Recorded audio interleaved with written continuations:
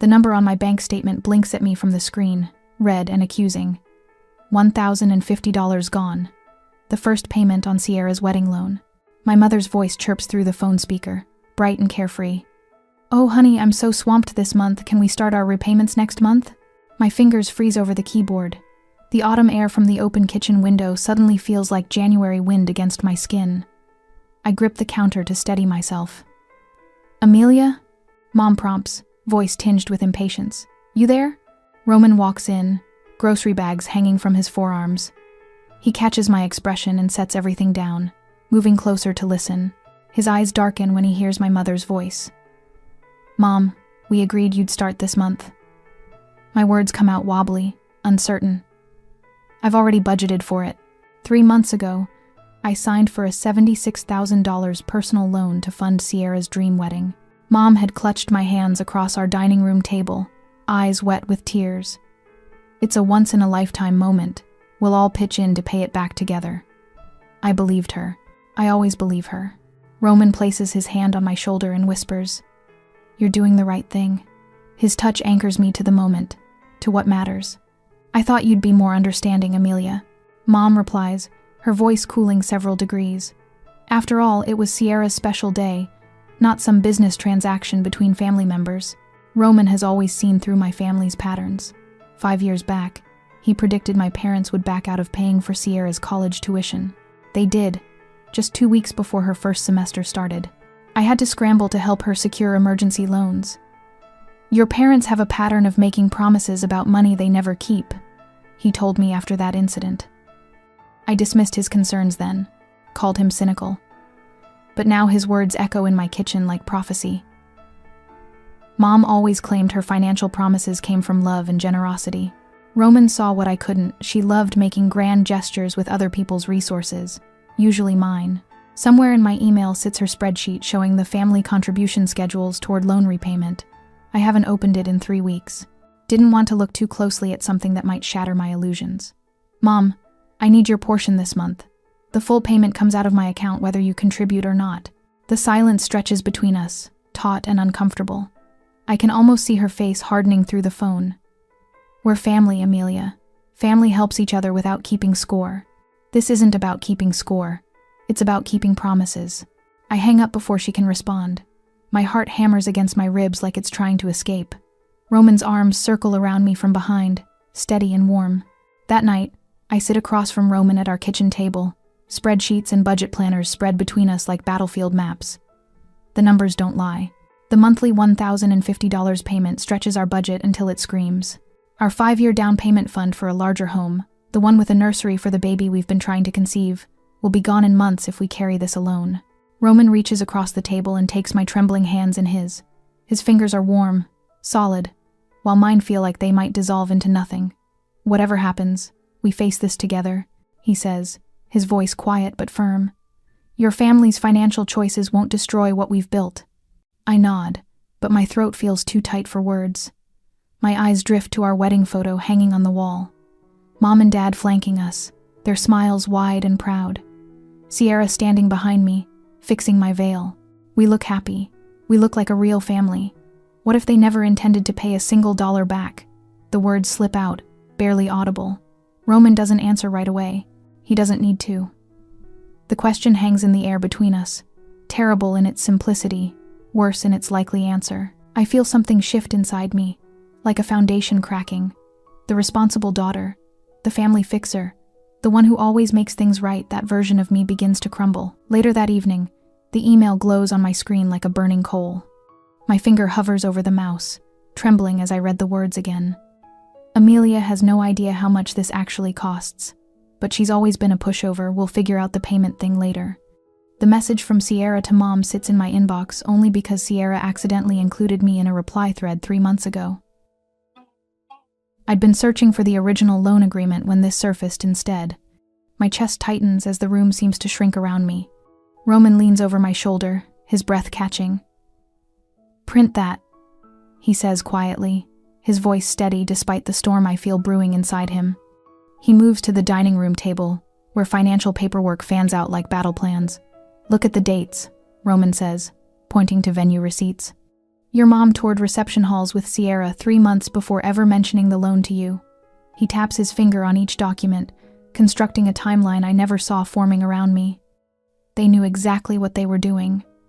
I remain frozen at the computer, tears streaming down my face while Roman methodically creates a folder labeled Wedding Loan Evidence and begins saving screenshots of text messages, emails, and Mom's spreadsheet, the one promising family contributions that have yet to materialize. My phone chimes. A new email from Sierra with the subject line, Honeymoon Bliss. Inside are photos of her and James posing on a pristine beach in Bali, coconut drinks in hand. "Thanks for making our dreams come true," reads the caption. My stomach lurches. They had insisted the wedding loan would only allow for a modest weekend at a local resort. The lavender candle Mom gave me as a thank you gift for the loan burns on the sideboard. Once its scent brought comfort. Now it turns my stomach, as it fills the room with cloying sweetness. I blow it out with one sharp breath. Sunday dinner that week at my parents' home feels like walking into a trap. Sierra and James have joined us, making this the first family gathering since I confronted Mom about the missed payment. The dining room walls close in, familiar family photos watching from every surface as the aroma of Mom's signature pot roast fills the air. Roman stands beside me at the table's edge, his presence solid and reassuring. Mom, Dad, and Sierra sit comfortably with wine glasses in hand, their relaxed postures shifting subtly when I calmly mention the payment schedule. About the wedding loan. I begin, my voice steadier than I feel. We need to establish a consistent payment plan that everyone follows. Mom laughs, the sound light and dismissive. She takes a sip of her wine before answering. "Honey, you're the one with the good credit score and stable income, that's why your name is on the loan, not ours. We'll help when we can, of course." The casual cruelty of her words stuns me into silence. The room temperature seems to drop 10 degrees as understanding dawns fully. They never intended to pay. "You promised," I whisper, the words scraping my throat. "We had an agreement." Sierra rolls her eyes. "It was my wedding, Amelia, not some business contract." My breath quickens, anger rising hot in my chest. Roman gently touches my elbow and whispers, "We have what we need," guiding me toward the door while Sierra calls after us. "Don't be so dramatic." In the car, Roman drives in silence for several minutes before speaking. "You okay?" I'm not. The $76,000 wedding loan affects every aspect of our lives now. Last Tuesday, I had to call the fertility clinic to postpone the treatments we'd planned to begin this year. The nurse's voice had been kind but disappointed. "Your biological clock doesn't care about your sister's wedding, dear," she'd said gently. Our marriage strains under the weight of this betrayal. I stay up late reviewing our budget, becoming withdrawn and anxious. Roman tries to comfort me, but how can he fix a hole this size? In days to come, some nights I catch him watching me with worried eyes when he thinks I'm asleep. This wasn't just opportunistic. Roman tells me during a rare quiet moment as we sit on opposite ends of our couch, a gulf of worry between us.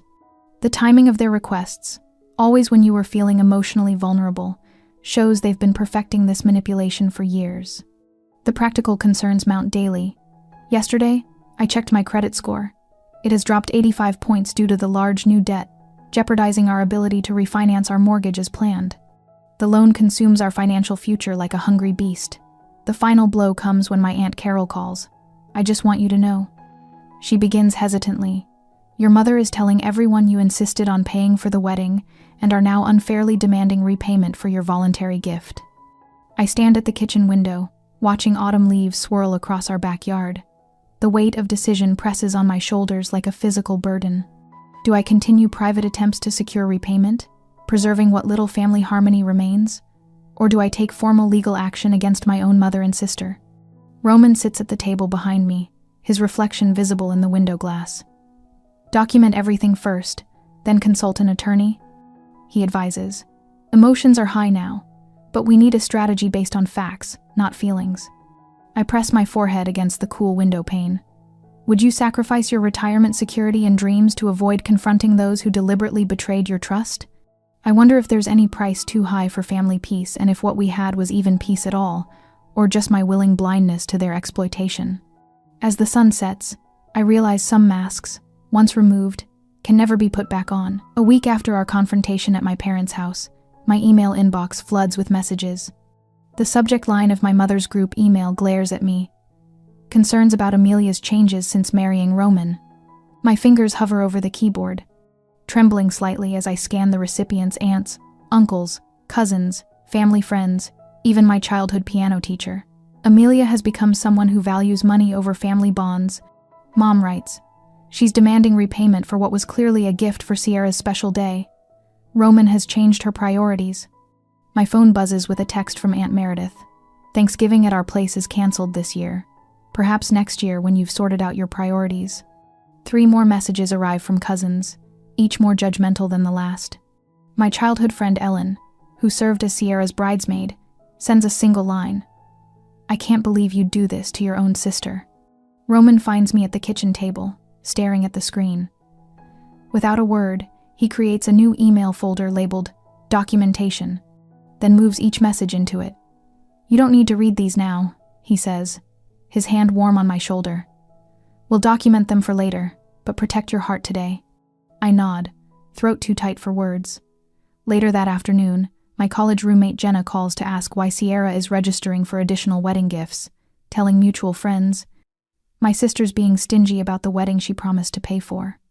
The workplace calls begin the following Monday. Dad phones 4 times before noon, leaving messages with different colleagues. Please remind Amelia that family comes first, he tells my assistant. By Wednesday, coworkers avoid eye contact in the break room. Thursday brings a call from the loan company.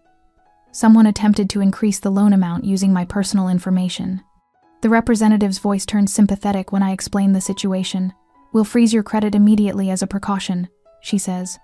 The protection I need comes with a price. I can't apply for anything until this resolves. I catch my reflection in the bathroom mirror that night. 12 pounds gone in 3 weeks. Dark circles like bruises beneath my eyes. When my phone rings with an unknown number, my whole body flinches. Roman steps in without being asked. He prepares meals I barely touch, researches legal options while I pretend to sleep, drives me to work on mornings when anxiety pins me to the mattress. One Sunday morning, Roman brings steaming mugs of coffee to our porch swing.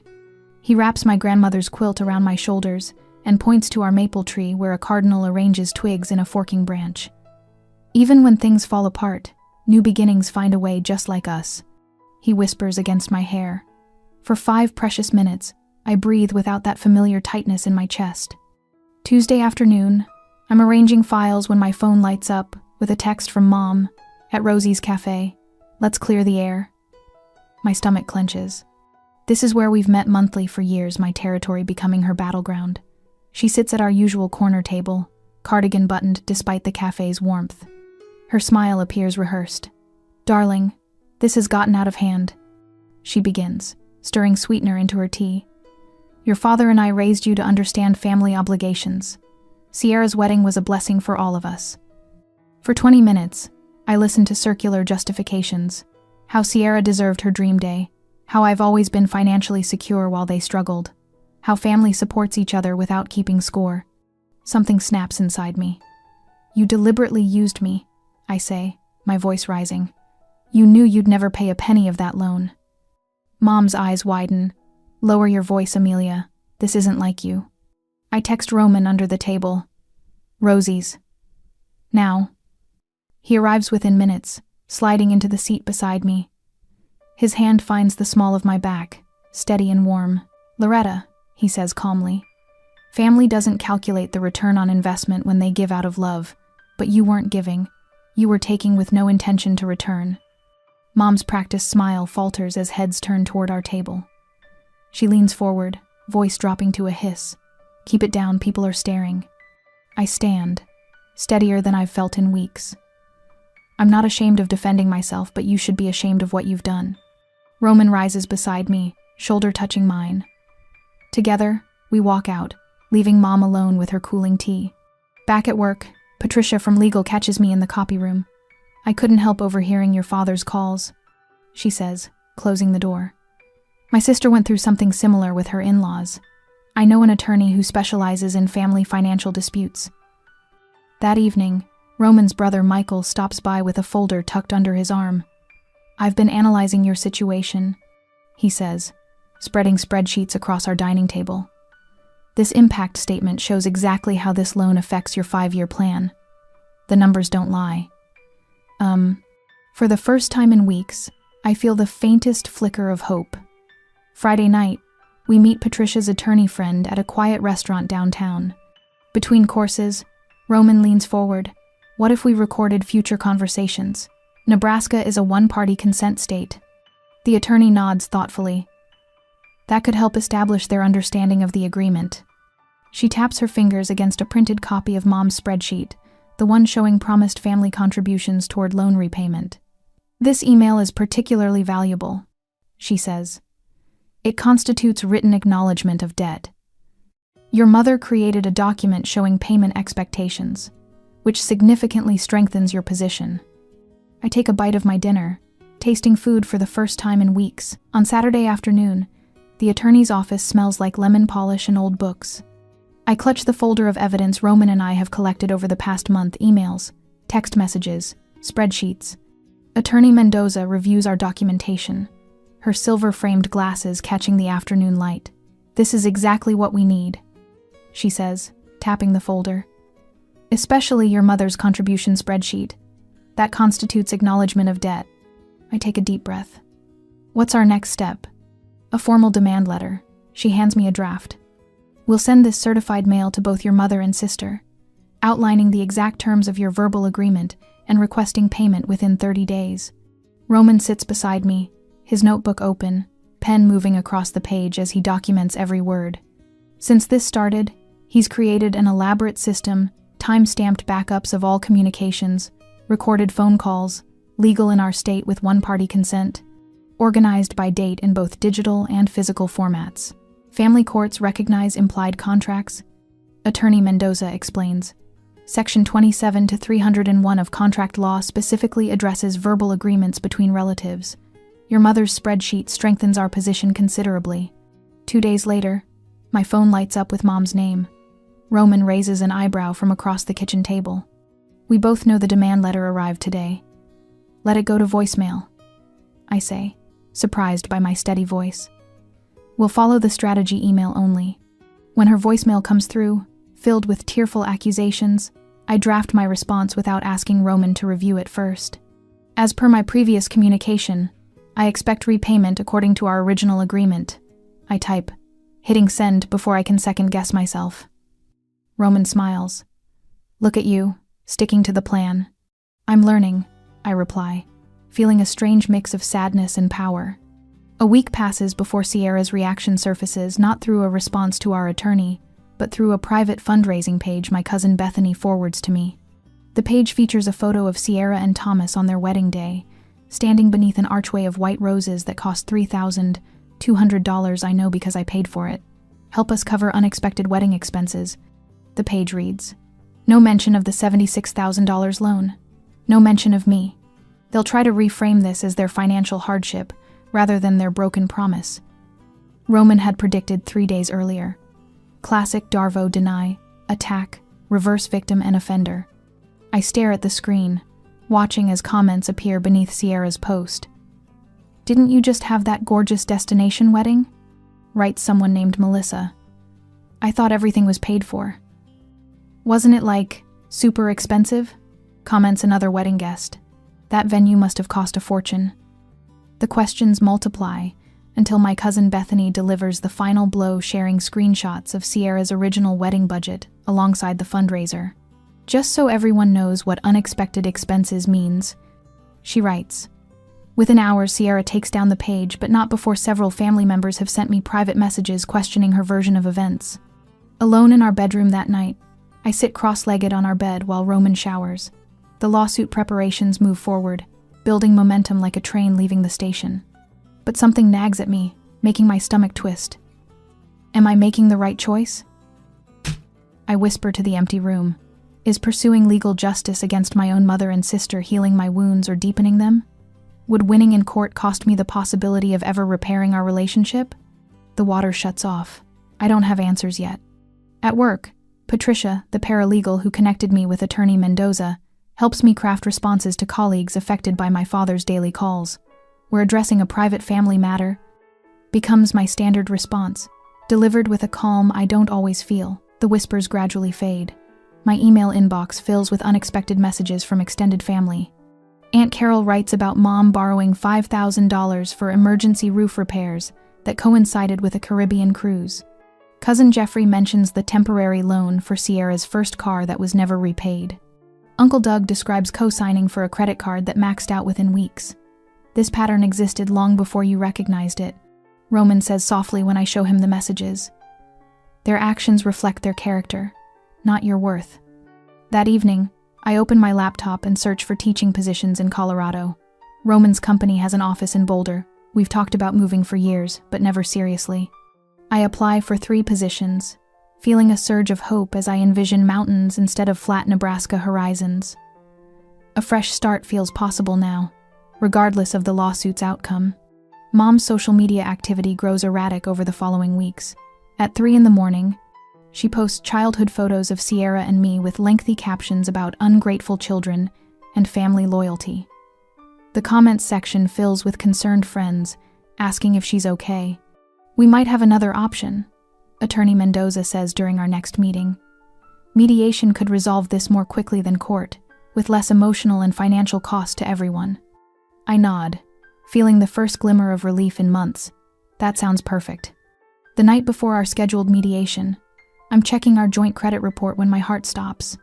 There, listed under my accounts, is a credit card I never applied for opened 6 months ago in my maiden name, with a $12,000 balance and my mother listed as an authorized user. The next day I went straight to the police to report the possible fraud and theft. The detective's report sits heavy in my hands as I park outside the mediation building. Credit card opened in your maiden name 6 months ago before any wedding discussions began. The timing stuns me. My mother hadn't just opportunistically taken advantage of my generosity. She'd planned this exploitation before Sierra ever announced her engagement. Roman squeezes my hand. Ready? I nod, though my heartbeat hammers against my ribs. An hour later, inside the mediator's office, Mom clutches a white handkerchief, dabbing at reddened eyes. Her voice quavers as she speaks. I never meant for things to go this far. She presses the handkerchief to her mouth. The doctors say I have limited time. My judgment hasn't been right. Please, Amelia, let family be family in the time I have left. Something in her performance feels too rehearsed, too convenient. Roman slides our attorney's notepad toward me. Written in precise handwriting, classic manipulation tactic. No medical records have been submitted despite requirements. My throat constricts. Mom's tearful gaze meets mine, expecting the capitulation that has always come before. I'm sorry if you're unwell, I say, my voice steadier than I feel. But illness doesn't justify what you've done. We'll proceed with mediation as planned. The mediator, Miss Winters, arranges documents on the conference table. Her gray pantsuit and silver-framed glasses convey unshakable neutrality. I've reviewed the evidence submitted by both parties, she says, tapping a folder. This includes a series of text messages and emails between Loretta and Sierra Martin. She reads aloud from a printout. Mom, she'll cave if we both cry about it being her special day. Sierra's face flushes. The text sent 3 days before they first approached me about the loan hangs in the air between us. Roman presents our financial records. Amelia and I have maintained impeccable credit. Our mortgage payments and retirement contributions have never been late. Miss Winters reviews the documents, then glances at my mother and sister's credit histories. Her eyebrows lift slightly. Everyone uses family for money sometimes, Sierra blurts out. It's not like we committed a crime. Miss Winters's professional mask slips momentarily, her pen freezing mid-notation. When questioned about the fraudulent credit card, Mom's carefully constructed facade cracks. Her voice sharpens like breaking glass. Amelia has always had more than she needed, she snaps. Sierra deserved a beautiful wedding. Tears form in my eyes, but I sit perfectly straight. I would have genuinely helped if you'd simply been honest about what you could afford instead of lying to exploit my love for you. The downtown office windows frame the church spire, where I exchanged vows with Roman 6 years ago. The same church where I watched Sierra marry Thomas, using funds from my loan. Sunlight glints off the steeple as clouds drift across the October sky. 3 hours of negotiation leave my throat raw. We reach a settlement. Mom and Sierra must repay $66,000 over 5 years. Any default triggers immediate judgment and wage garnishment. The terms are non-negotiable. When Sierra signs the agreement, her hands tremble visibly. Mom's carefully applied makeup has cracked with stress lines, revealing her true age.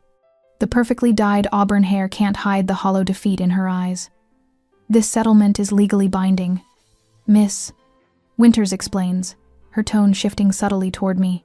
The consequences for non-compliance include court judgment, potential wage garnishment, and impact on credit scores. Miss Winters hands us blue pens, the exact shade of blue as the hairpin I lent Sierra for her, something borrowed on her wedding day. The coincidence stings as ink flows across paper, formalizing the breakdown of our family. In the elevator afterward, my composure finally shatters. I collapse against Roman's chest, sobs racking my body. But these aren't tears of defeat. They carry the strange mixture of grief and liberation that comes with enforcing necessary boundaries. It's over, Roman whispers into my hair. The settlement includes monthly electronic transfers directly to my account. No more forgotten payments. Each transaction will create a clear paper trail of compliance or violation. As we walk to our car, Thomas approaches Roman in the parking lot. Sierra's husband has remained silent throughout the proceedings, a ghost, at the periphery of our family drama. I didn't know, he says quietly to Roman, about the loan, about any of it until last month. I thought her parents paid for everything. He glances toward where Sierra waits in their car. I'm sorry this happened. That evening, I sit at our kitchen table, the familiar weight of Roman's hand on my shoulder, as I complete an online application for a teaching position in Boulder, Colorado.